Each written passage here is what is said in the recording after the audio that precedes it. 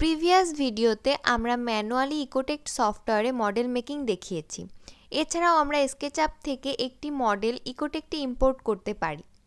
এখানে আমরা যে মডেলটি দেখতে পাচ্ছি সেটা হলো Rajshahi university of engineering and technology অর্থাৎ রুয়েটের আর্কিটেকচার ডিপার্টমেন্টের একটি স্টুডিও।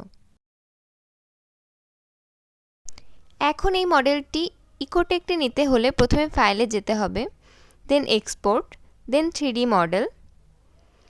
এখান থেকে 3ds ফাইল সিলেক্ট করতে হবে, এরপর লোকেশন সিলেক্ট করে এক্সপোর্ট, দেন ওকে। এখন যদি আমরা স্কেচআপ ফাইলটি ইকোটেক্ট সফটওয়্যারে ইম্পোর্ট করতে চাই তাহলে শুরুতে ফাইলে যাব, ইম্পোর্ট 3D CAD জিওমেট্রি, এরপর এখান থেকে 3ds স্টুডিও সিলেক্ট করব। এরপর চুজ ফাইলে গিয়ে আমরা আমাদের স্কেচআপ ফাইলটি সিলেক্ট করে ওপেন করব।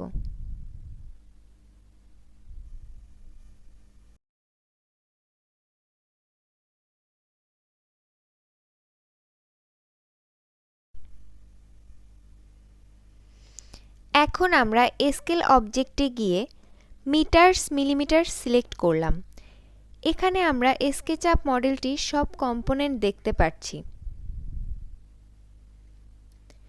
এখন ওপেন অ্যাজ নিউতে ক্লিক করলে ফাইলটি ওপেন হবে।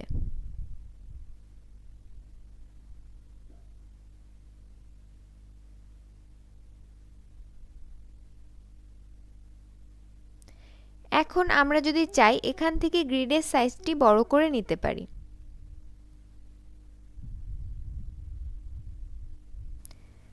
ভিজুয়ালাইজেশনে গেলে আমরা মডেলটি দেখতে পারবো।